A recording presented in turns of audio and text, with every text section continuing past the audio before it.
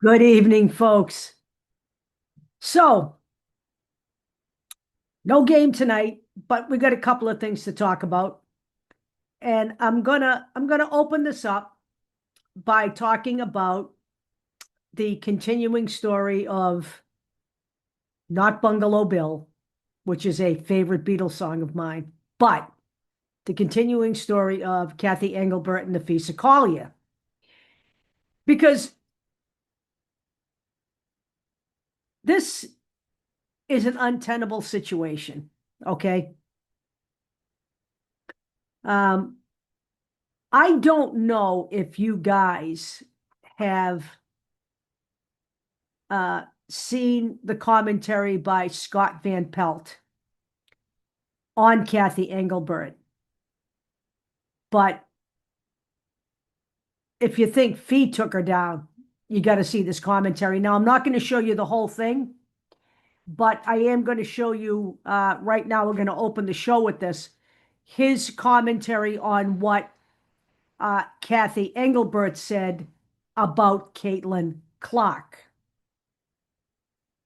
So let's see if we can get right to that. And hopefully this worked out the way I wanted it to work out and it's not going to become a technological snafu. But hold on.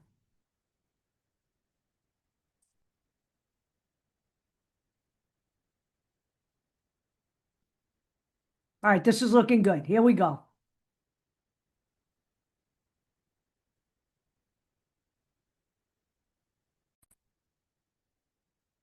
As for what Engelbert is alleged to have said to Collier, if she actually suggested Caitlin Clark should be grateful for what she makes off the court, that's preposterous. Did you miss the Iowa years? Clark is the Tiger Woods tide that lifts all boats. And we know this show is proof. The highest rating we have ever had followed one of her games at Iowa. The WNBA has benefited from her presence more than the other way around, even though this year for Caitlin Clark was essentially lost to injury. But it's a league that's at a flashpoint. According to Sportico, franchise valuations have soared. Players want more money and the CBA expires at the end of this month. So I'm going to put this entire video in the body of my video. And, there have been, Kathy Engelbert is terrible, okay? And if she truly did say that about Caitlin Clark, and I have no reason to believe that Nafisa Collier is lying, then to me that's delusional. No matter how you want to slice it, it was a delusional statement. Okay, Caitlin Clark came into the league with a Nike contract. She had a contract while she was in college. Okay.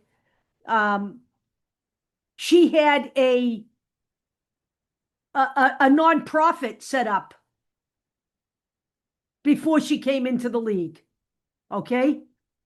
So the WNBA has benefited from Caitlin Clark's presence on the court. And the WNBA, in spite of the fact that Caitlin Clark was injured for all but 13 games this year, continued to benefit from Caitlin Clark just being on the sidelines. So let's make no bones about that. But there have been other people who have come before this generation of players who have gotten the short end of the stick from Kathy Engelbert, as you will see if you watch this entire Scott Van Pelt piece. And I suggest that you do. So that's where we are. But I am also going to say something else. And in all fairness, I do have to say it, because the fact that we have negotiators on the player side who are owners of Unrivaled is a conflict of interest. So essentially, I don't see how Kathy Engelbert survives this. I don't see how she bounces back from this, because the condemnation and the agreement with what Nafisa Collier is saying is so resoundingly loud that I don't think there is one person who has disagreed with Fee. I don't. Um, but at the same time, once the CBA is a done deal, I think there have to be some ground rules about who the negotiators are on the players' side as well. Because, in all fairness, Nafisa Collier did use unrivaled as leverage against Kathy Engelbert in her commentary as well. And I've not seen anything like this in all the years I've been watching sports. So I think a lot of things have to change on both sides. Okay, but I do think that Kathy Engelbert may have done some good things for the league coming out of COVID, but clearly she really does have no people skills, none. I mean, I basically have said a million times and more than once in my videos that she's got all the people skills of a Q-tip. So, and again, bragging about herself and what she's been able to do with the TV rights and all of that stuff. Well, I happen to have an article that talks about the way she got the TV rights for this year was based on the fact that there would be a healthy dose of Caitlin Clark in the broadcasting. Now, Caitlin Clark get injured. Nobody could foresee that. But that is not just this year's deal. It's a multi-year deal. And the reason I went out and bought Fubo was because I could see all but 4 games that the Fever played. And the other 4 I could buy separately from like League Pass or whatever. So even their TV rights exploded under Caitlin Clark. And they have just now signed again with Versant so that there will be games carried on USA Network. So the Caitlin Clark effect has not gone away. In fact, when she steps back onto the court in 2026, it'll be like a homecoming. So that's my point on that. Okay, we're done with that conversation. The Scott Van Pelt commentary will be in there. And I urge everybody to watch it. The other thing is, there's all kinds of stupid videos out there today about this massive contract that Caitlin Clark signed in Europe. There is no contract, okay? Don't even waste your time. Don't waste your time, okay? It's clickbait. There is no contract with Europe. She already told you what she's doing in her exit interview. Team USA basketball in some fashion, which has yet to be defined. And then 5-on-5. 5-on-5, not 3-on-3, not let me go to Europe and play ball. None of that. I don't know what the 5-on-5 is. Is it Athletes Unlimited? I don't know. Will the Indiana Fever come up with some kind of a schedule for her to play 5-on-5 somehow to get her back in shape? At the beginning of this injury and after they announced that she would not be back, I recall the team itself saying they would do whatever it takes to give Caitlin Clark what she needs to be 100% for the beginning of next season. And I believe them on that count. They know she's their franchise player, okay? And no, I don't have a problem with re-signing Kelsey Mitchell a priority. I don't. Because I will tell you this, one of the other highlight reels that I have that I'll be showing later in the week has a lot of Clark and Mitchell interaction. And as a guard duo, they are unbeatable, in my opinion. Okay, that's part of the piece that's been missing all year long. So Caitlin Clark's not going to Europe.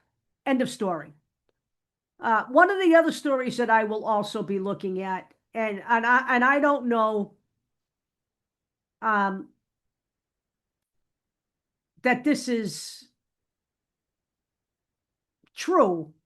But Mick Talks Hoops, who I do watch once in a while, not every day, but I don't consider him with the other clowns, okay? Said that the Phoenix Mercury has all but admitted they colluded to pull that stunt to get DeWanna Bonner. That stunt with the fever. Now, I don't know. I haven't done a really deep dive. I did a real quick dive, and I can't find any corroborating evidence other than his video. And I haven't watched his video yet. I will watch it tomorrow. I didn't have time today. But I'm going to look into that because that was to me, that was a whole weird thing. I mean, that thing was weird. I woke up when that happened. When I found out that happened, I said, what the actual, okay? It was a really, one of my favorite words is hinky. There's something hinky about that. Something ain't right.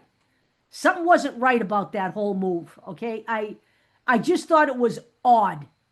And it bothers me to this day, and it's probably why I'm still pissed off at DeWanna Bonner. Now, she may be a WNBA legend, but you know what?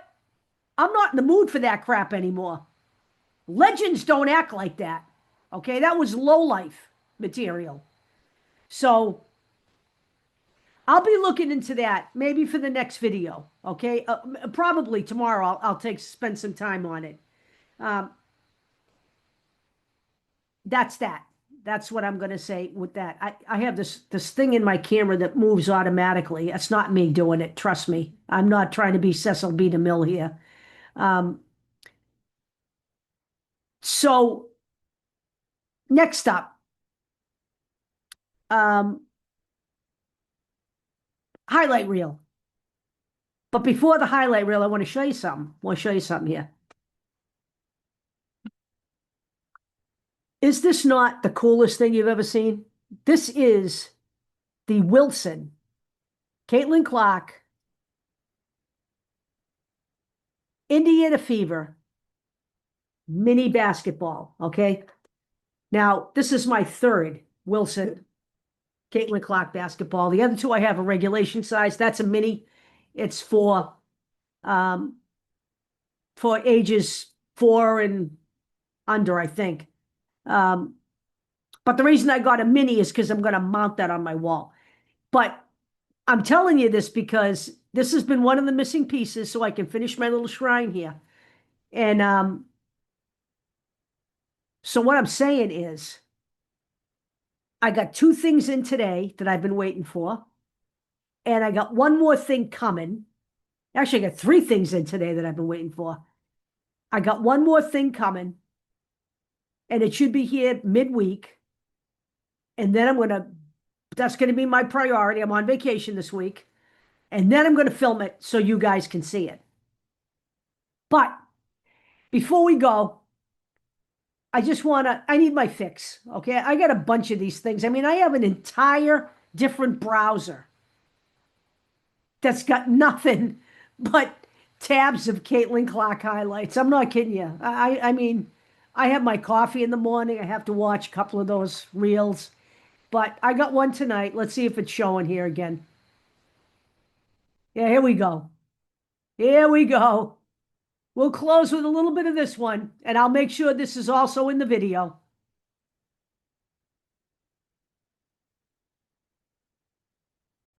NCAA tournament. And I was like, what do they feed the players in Texas? Well, what are they feeding Caitlin Clark? Because there we go with another behind the back and fancy finish. And look, there is no question that the paint is a completely different story as Clark just went right by her former teammate and laid it in. She's got 20. And look, there is no question. Trying to clear 8. Shot clock down to 9. Here as Clark gets inside. The scoop shot falls. Indiana scoring has done it from the 3. Clark working on Van Loo. Oh, Clark. Pretty step back. Hits a 3. Watch Caitlin Clark get a little separation there. See, when the hand extends from the body, that is usually when they call an offensive Smith keeps it alive. Clark with the shot clock fading. Great look, and Smith lays it in. Beautiful. And then Caitlin Clark here, that this could be jail. And instead, we're going to expect a big night here for Cunningham. She does a good job stepping in when she needs to.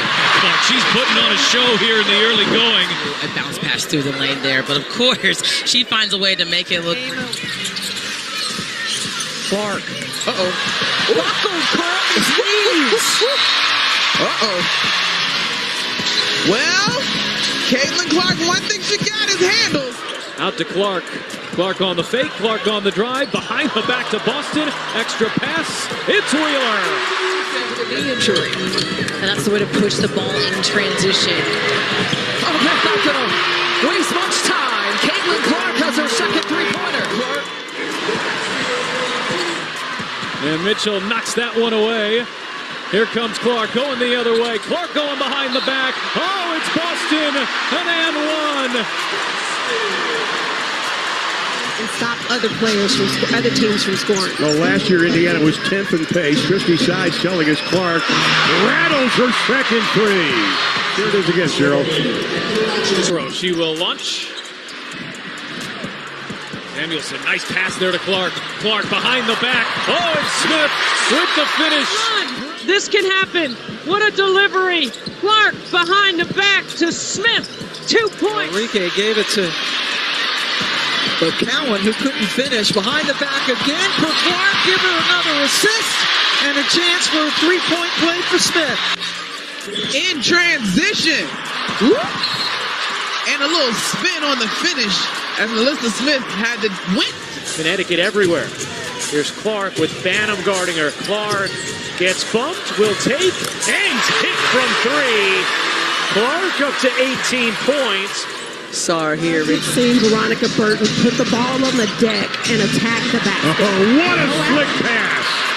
Drawing the foul, but Caitlin Clark just finding Aaliyah Boston dive into the... Clark has space. She's going to let it fly, and she's going to connect. Oh, Caitlin Clark. Or just close more quickly. Clark zips it in. In fact, Benlay finishes. What a dart from Caitlin Clark.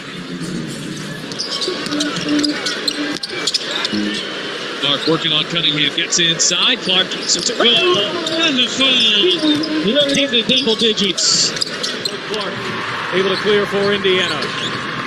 Caitlin coming off that 20-point performance right here. Handling the physicality of Benijah Laney. Physicality with which Caitlin Clark handles right here. She crosses sides of the floor. She gets her hips and shoulders. A downshift there, the deceleration, and the finish at the rim.